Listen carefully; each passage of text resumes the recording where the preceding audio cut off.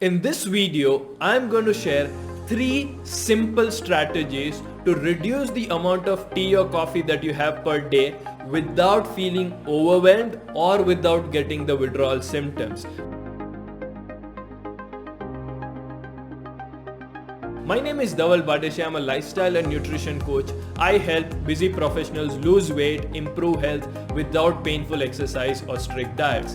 Now, I was having this conversation with one of my clients and she was having 8 cups of tea or coffee per day and she wanted to reduce it, and that's where I came up with this strategy, and I'm going to share this strategy with you, which I call it as reduce, replace and reduce. Now before I tell you what is this strategy about, let me tell you why should you reduce the number of tea or coffee servings that you're having per day. Reason number 1, tea or coffee contains caffeine. And what caffeine does is caffeine gives you a kick. It gives you some kind of energy boost while you're having it, especially if you combine it with sugar and milk. It works really well and you feel that you have a lot of energy to go through your day and do your work. So that's what caffeine does. But what it also does is if you have overdose of this, it disrupts your sleep cycle. Quality and quantity of your sleep both comes down.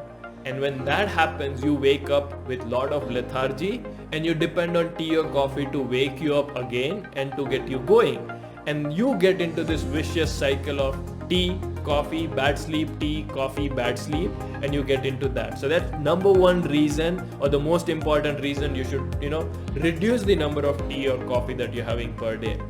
Number 2 is tea or coffee is often accompanied with milk and sugar. So if you're having milk and sugar 8 times a day in your tea or coffee, which means extra calories, and that's going to make your weight loss journey slow, or more often or not probably ineffective. And that's why you should reduce the number of tea and coffee that you're having. So these are the 2 reasons why you should reduce the number of servings. So now let's get down to the strategy of reduce, replace and reduce. Reduce, number 1, reduce the total number of servings that you're having per day, which means if you're having 8 servings, just reduce 1 serving. Say for example 7 p.m. in the evening, you can replace it, just take 1 of them down, which means you're getting 1 down or maybe 2 down. So out of 8, just pick 1 or 2 times in a day where you can reduce the number of reduce that tea or coffee, or you cannot have it. So that will make it to 6. Now you can implement strategy number 2 onto it, which is replace. Replace your tea or coffee with green tea, lemon tea, or just plain hot water. Sometimes all you need is something hot to sip onto. You may really not need a caffeine boost. It's just the habit that you got into.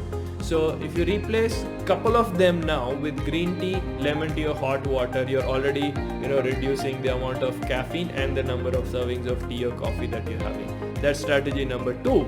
And strategy number 3 is to reduce again, but this is not the number of servings, this is amount of serving or the amount per serving. So what it means is now you're down to, say for example, 4 cups of tea or coffee. All you have to do is you can just have half cup every time you have it. Instead of having full cup of tea or coffee, half cup, which means that you are already reducing total number of servings by this. So if you implement strategy number 1, 2 and 3 all together, let me give you an example how it works. Number 1, from that 8 you are down to 6 by reducing 2. So you're not having 2 times, so you're just having 6 times a day. Now in that 6 times you're having twice either lemon tea, green tea or hot water. So you're actually down to 4 cups of tea or coffee per day.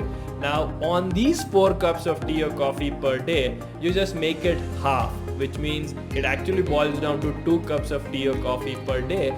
Now if you implement 1, 2 or multiple of these steps, 1, you will not feel overwhelmed because you're not depriving yourself of that tea, coffee, caffeine time, and second, you will also not have withdrawal symptoms because some amount of caffeine is still going into your body.